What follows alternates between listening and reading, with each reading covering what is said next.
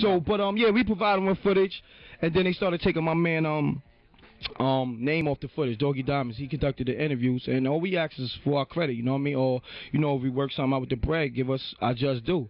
And they was being disrespectful, so, you know, it was a little war going on between ForbesDVD.com and WorldStarHipHop.com, and it was, you know, for those that know, you know, they #1 and we consider #2 in the streets. Like, you know, it's other sites that's ahead of us in traffic, but when it comes to that video content that the streets is calling for, you go to ForbesDVD.com or you go to WorldStarHipHop.com. Right. Let's be fucking real. Right.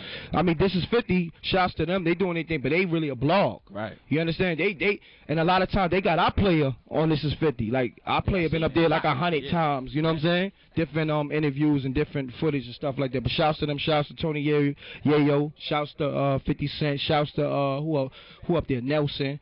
Those are all my peoples, you know what I mean? Love is love, you feel me? Now, on top of all that, right? Yep. That's just, it's so crazy, and this, like I said before, this is why you're here, because thank you. Your grind is bananas. So we only scratched the surface of the DVD yes, sir. So now we're gonna close that door. We're gonna go into another room. We're gonna go into the music. No, that was the online. Okay. The DVD, that's a whole different aspect. Easy is here. Oh yeah, that's my man. Yeah. Easy's in the building. That's my man. And so let's, all right, so with that being said, your phone going on. Yeah, it's getting wild. Cass is calling in. That's good. Prolific on the shot. I got you, baby boy. Shit right there, my nigga. We let's discuss the whole DVD aspect of it. Well, shout out to Dre Blockwork too, calling in. Go ahead, my man. Shouts to him. Well, the DVD game, that's another nasty game. A lot of haters.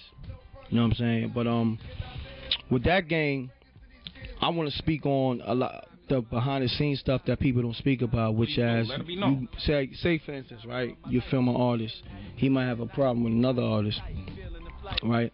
Them niggas going at each other head, you know, interview, fuck that nigga, or, you know, throwing subliminals and videos and records and shit like that, right? So you interview one of them niggas, right? And the interview go off. Right. Now the other nigga feel a way about the DVD dude or the brand who interviewed the nigga, which I think is corny. Of course.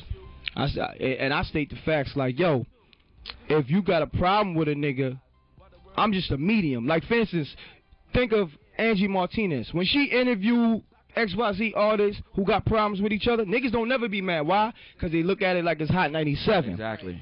And the shit corny. Same thing with Flex. For sure. When Funk Flex, you know, he might speak to Ja Rule about whatever situation going on, or 50, you know what I'm saying?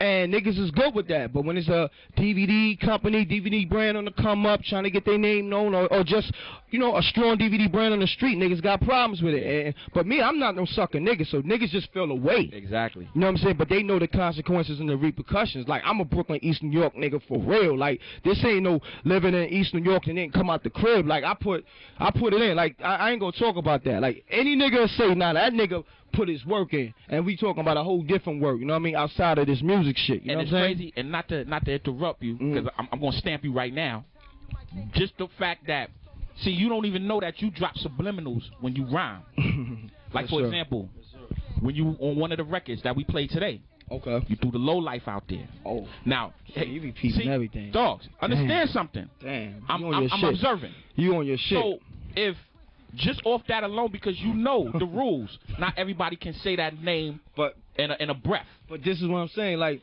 if you know about gang shit, right, the real gang shit, not this, you know, shouts to the Bloods, Crips and all that, but the real Brooklyn gangs or New York gangs, this is, I mean, but Low Lives is from Brooklyn. Right. Mind you, my man, Thurston Howell, Vic Low, Holla, is the founder of Low Lives, which is legendary, because the source had like pages on them niggas. I'm talking about like 15 pages. You remember? You see the eyes watering? Yeah, it's real talk. First of all, that's my man. I call him right now. Like, you feel me? Like, that's Vic Low is my man. Right. You feel me? Like, one of the most notorious gangs in Brooklyn who made Polo famous. Sir. And the community famous. Yeah, all that. The first fly niggas really like coordinated hat, wristband, the flyest niggas. So when niggas say like Harlem niggas the flyest nigga, I disagree because the low life niggas, nobody was flyer than them niggas. For sure. Let's be real. For sure. That polo was going off, and the colors, that blue, white, yellow, the exclusives, like they laces and all that, bubble gooses and all that. So like, I want to put that back in effect. Like, I mean, nothing against Harlem, but Brooklyn had that fly nigga shit, you know what I'm saying? Like the crown, you feel what I'm saying? Sure. With the low life, those my niggas, and them niggas put it in on a street level. We ain't talking about just, you know, niggas taking clothes and doing a Million Man Rush. A lot of niggas don't know what the Million Man Rush is. Right. That's when niggas got to like 500 niggas and just rush the store and take everything. And get wild. Now, you know what I mean? And that's my man. Like you said, you can't say low lives. Because niggas is going to approach you. You feel me? Niggas going to step to your business. For sure. And niggas is still repping that. Like, you gotta think, the shit was going on in the 80s, and it's 2010. Niggas is still rocking polo. Yeah, bro. Yeah. You understand what I'm saying? So that niggas is true to that shit, and a lot of people ain't true to shit. You understand? So niggas like the low lives, those are my niggas. And if you look at the video, you see the picture come up. Right. It was Rack Low, Vic Low, and yeah, it was Rack Low and Vic Low. And those are my niggas. Right. Like, you know what I'm saying? And like I said, when it comes to that street shit, I leave that alone because the shit that niggas be talking about, I be like, my nigga. We went to war for crazier stuff. Yeah, exactly. That shit light work. Yeah. Like, real, niggas be trying to co-sign niggas. I'm like, yo, that shit ain't crazy, my nigga. Trust me, I've been crazy. I've been in life-threatening situations, like, for real, and don't even know how I made it out. Yeah. But I'm here today, you know what I'm saying? And the fact that, you know, again, like I said, the fact that I have you here because knowing your history, I gotta have you on here just based off the fact that the new breed, they need to know and they need to see that, one, here's a dude, ran the streets hard, put in that work in the streets. Now he's a CEO of not one, but multiple companies. Yeah. You dig? Yeah. This is why, like, you know, I said again, like, I was like, yo, Reck, man, I need you up here. I need you to spark this movement off now. You dig what I'm saying? Now, let's talk about the music aspect. Reck the artist, how does that work? First and foremost, I do music first. Okay. Everything else came from me not want to come in the game on my knees. Right. You understand what I'm saying? Hold on a second. Speak. Sure, you got the hand claps over there. I need that one time. I need the hand claps for what he just said. One time. Thank you, sir. We live? Yeah. Okay. Shouts to everybody that's tuned in listening, because we live and this is raw. Say that one more time, please. When I first came in the game, I wanted to make a name for myself, but I also never wanted to come in the game on my knees. I ain't no bitch, and at the same time, I don't beg for nothing, because I got something to offer, you know what I'm saying, in a different way, you know what I'm saying? I'm presenting in a different way. Now, it's up to you to recognize what I got to offer, you know what I'm saying? And I started Gutter Music. I'm shortening the story. I started Gutter Music. We started putting out mixtapes, and it took off. My first mixtape I put out under the Gutter Music brand was the Ashanti versus Beyonce. Nice. Shouts to my man DJ Watts at the time. He put that out, and you know me, I love when people doubt me.